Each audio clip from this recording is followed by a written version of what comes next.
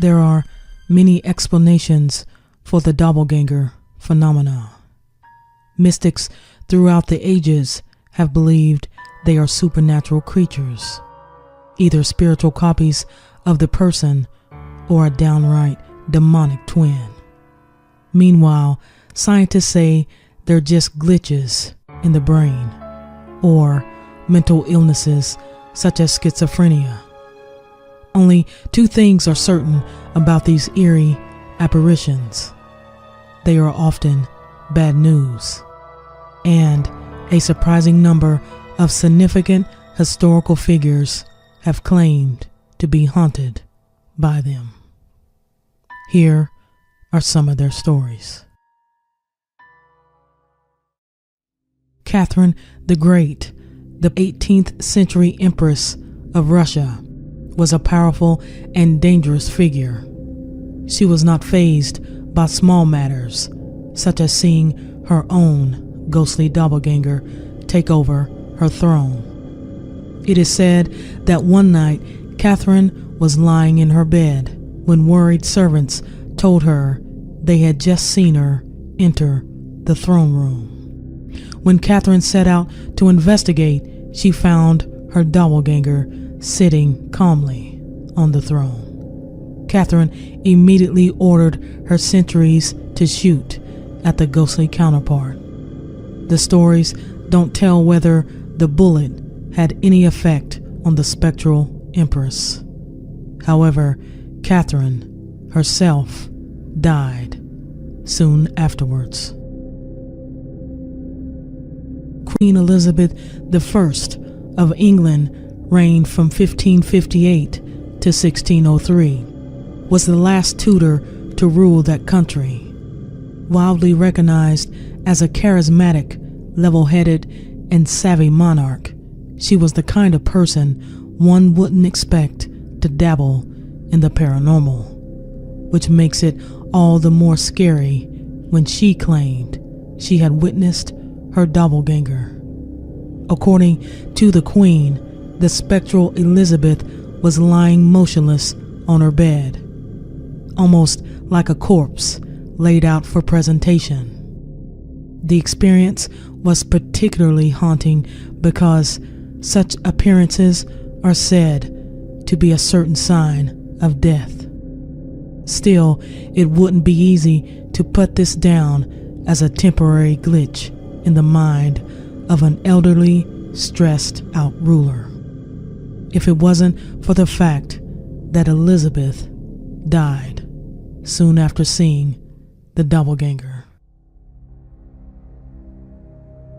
Percy Shelley was a brilliant poet in his own right, although he is mainly remembered as the husband of Mary Shelley, the author of Frankenstein. Although one would assume that Mary, the horror writer, would be the one to see ghosts and monsters, when it was in fact Percy who witnessed doppelgangers. These confrontations included one especially haunting experience where he walked onto a terrace only to be greeted by his doppelganger, who asked him, "How long do you mean to be content?" Strangely, Percy's doppelganger was also witnessed by his close friend, Jane Williams, who saw it passing by her window on a route frequently walked by the real Percy, to a dead end, but never returning. The real Percy was nowhere near. It was shortly after these sightings that Percy drowned in a sailing accident in 1812. Abraham Lincoln was known as Honest Abe, and as such was very open about his interest in the paranormal, at least in private discussions. According to the man himself, he also experienced some paranormal activity. On the night of his first election, he took a moment to rest on a couch one evening. While there, he happened to glance in a mirror and saw his own visage, except that it had two faces. A second Lincoln, pale and ghostly, was looking at him from the mirror right next to his own face. He rose from the couch, and the doppelganger disappeared. He sat back down only to see it again. Lincoln was startled, but his wife, Mary, was downright terrified.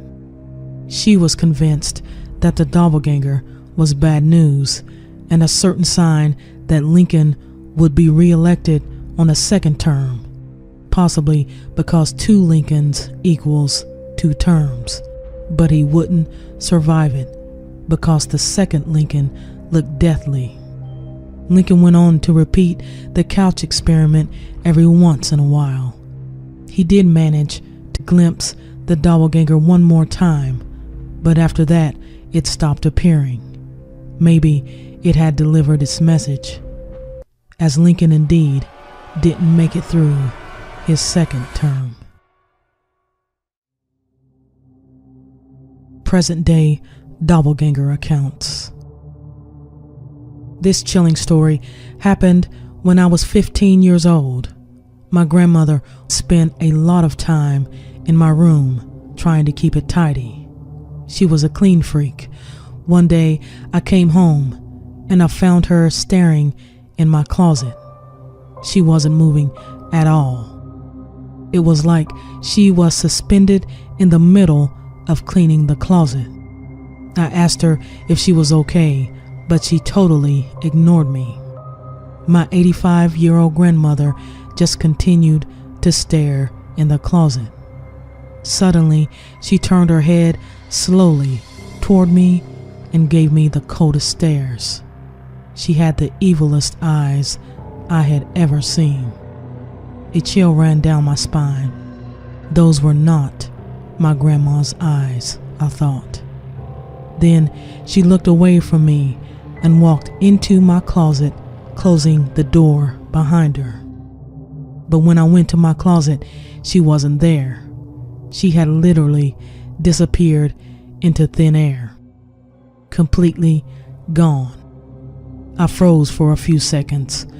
Then I yelled for her and heard her say, "I'm down here in the kitchen. Dinner's almost ready." I ran to the kitchen to find her standing there, cooking away. Then I asked her if she was here the whole time. "Of course I was, dear.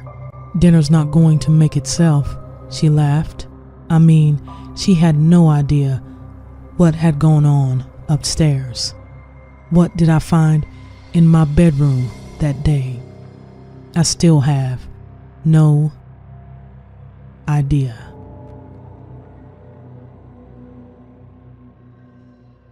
I was a sophomore at the University of California when this incident took place. I saw my roommate's doppelganger. I'm not positive, but I think this doppelganger crossed from a parallel universe. I say that because she looked pretty sinister. She looked exactly like my friend, but she didn't have the sweet smile my friend has. She looked twisted, almost like a reverse image of my friend. The smirk was definitely not anything my friend could have produced. At the time, I had never heard of a doppelganger, and I still wouldn't call myself an expert. All I know is that I saw something that looked eerily like my best friend. She wore the same clothes, but she had a limp. And later, I realized that everything about her was reversed.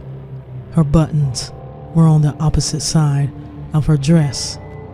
She looked like a complete reverse mirror image. My friend and I were sitting in the TV room in the basement. It was the weekend. The campus was vacated. My friend decided to go to bed, and a few minutes later, the TV picture started to break up. I tried to fix it, but some movement of some kind caught my attention. I looked towards the stairs and saw my friend walking back down into the basement. I was surprised as she had been falling asleep in front of the TV. I asked her if she was okay, and she said nothing. When she reached the bottom of the stairs, I noticed the limp, and I noticed the reverse buttons, even though it took a few hours for that to register. The doppelganger said nothing, and the TV corrected itself, so I sit down with her and we started to watch some old movies. About an hour later, my friend came downstairs and asked if she could speak with me. For a moment, I was looking at two versions of the same person. I went over to my friend, and before I could point it out, the doppelganger had disappeared, and my friend didn't see her face. It was the strangest incident I have ever come across. This took place in the late 70s, and my friend would never believe my story. Years later, however, I met her with her family, and she had a limp. Apparently, a car crash had caused it. I still wonder if my friend was meant to see her doppelganger, not me. But the doppelganger made no attempt to turn and talk to my friend. She just sat there until she disappeared. The whole thing was a very weird occasion, and still creeps me out today. I will have more of these chilling tales for you next week. Don't forget to subscribe.